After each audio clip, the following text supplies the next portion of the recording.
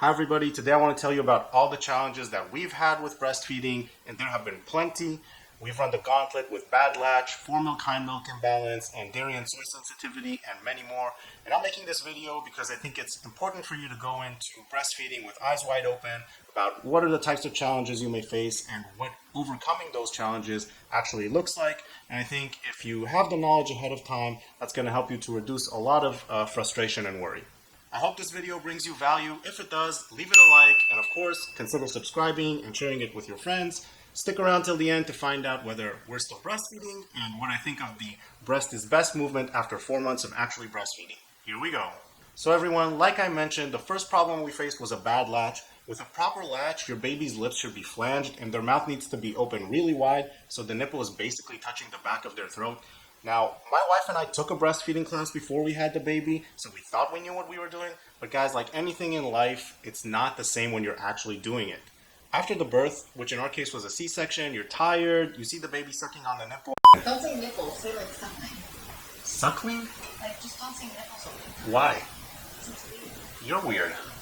After the birth, which in our case was a C-section, you're tired, you see the baby suckling, and you think to yourself, man, what a champ, she's got it right off the bat.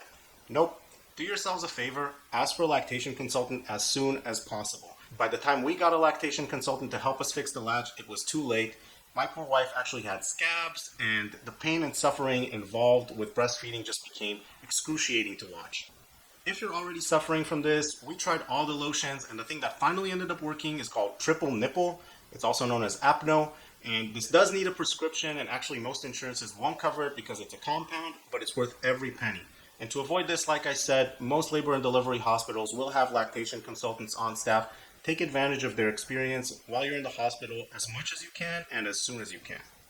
Next, we ran into two problems at the same time: aggressive letdown and Foremilk and Hindmilk imbalance. First, let me explain what these things are, because breastfeeding actually involves learning a new language.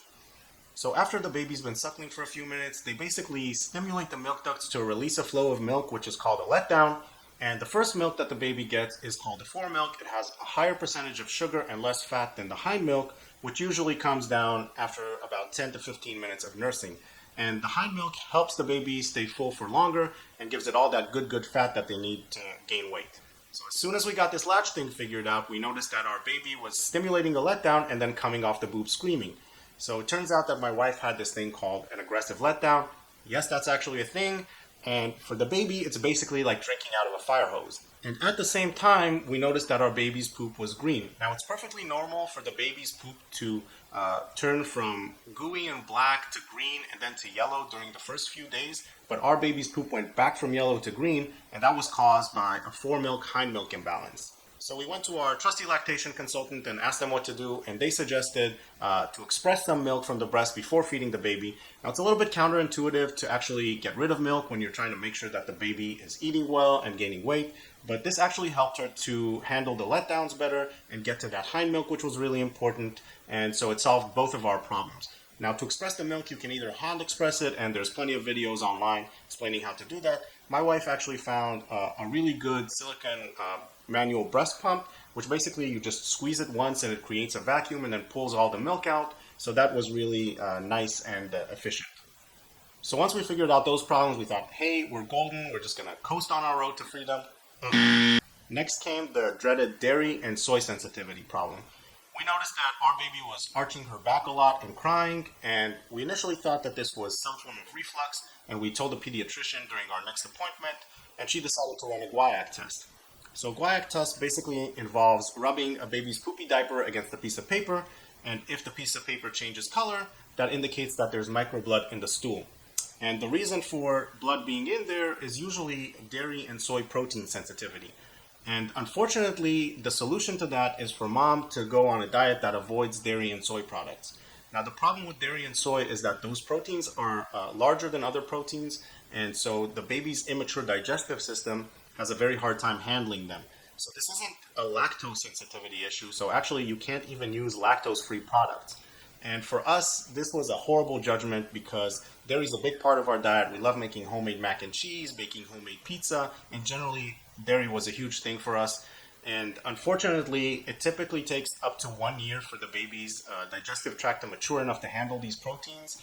So this is going to be a long-term problem. It usually takes about 2 to 3 weeks from when you start the diet until you see improvement in the symptoms, so don't lose hope. And if you do see symptoms similar to what I described, you can ask your pediatrician to check about dairy and soy sensitivity. Our baby is just about 4 months old now, and we've only recently started experimenting with bringing back some dairy and soy products into mom's diet, and thank God she's been handling it well. But as I mentioned, this thing could last for an entire year, and this is when we first really started thinking about whether it was worth it to continue breastfeeding or whether we should just switch to formula so that mom can keep eating a normal diet. The next big issue we face, which is probably common for most parents who are breastfeeding, is the baby refusing to take the bottle. Now, we had to start getting her used to a bottle because my wife had to go back to work, and we wanted the baby to be prepared for the situation where she would have to be taking bottles for most of the day. And our initial instinct was to kind of hold the baby in a cradle position, similar to what she would have when breastfeeding, with her head in the crook of our elbow. And turns out that's actually a bad idea. You want the baby sitting up. That way you have more control of the bottle and the baby has a better time handling the flow. Bottles usually have a faster flow than the breast, and that makes it harder for them at the beginning. And if you want to understand what it's like when you're holding their head in a cradle position, try lying flat on a couch and drinking water. It sucks. We ended up finding a video on YouTube about paced bottle feeding, and once we tried that, it really just clicked.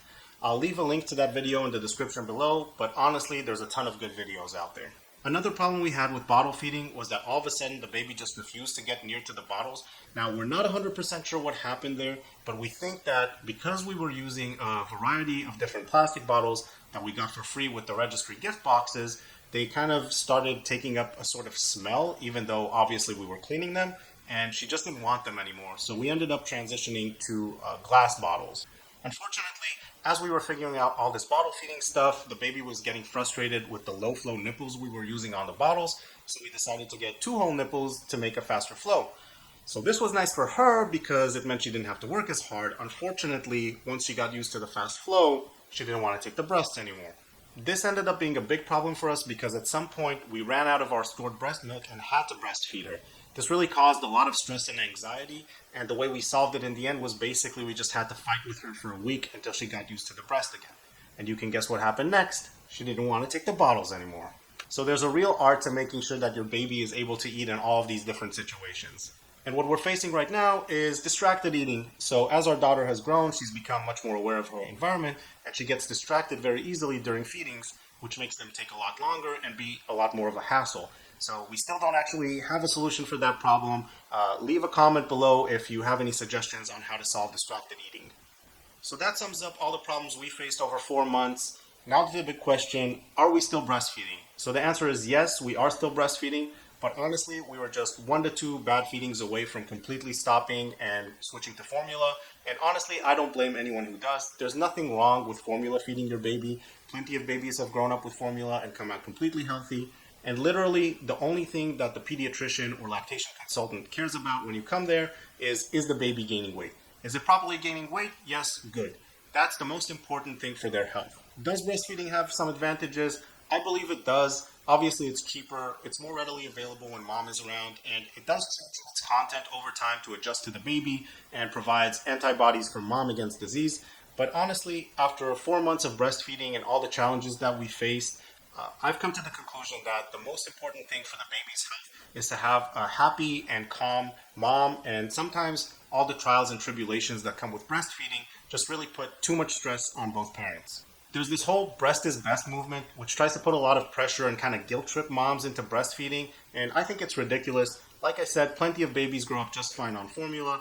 I'll leave a link in the description below to a hilarious video by ZDoggMD where he talks about the breast is best movement. My advice, don't let anybody guilt trip you or stress you out too much about breastfeeding. If it doesn't feel right for you or if it's causing too much stress, you have to do what's right for you. And as I mentioned, I think the most important thing for the baby's well-being is that the mom is calm and happy and able to take care of the baby. I hope the information in this video helps you get past some of your breastfeeding challenges. If you faced any challenges that I didn't talk about in this video, please leave a comment below with whatever challenge you faced and how you got past it. And if you liked this video and got some value out of it, please leave a like and consider subscribing and sharing it with some of your friends.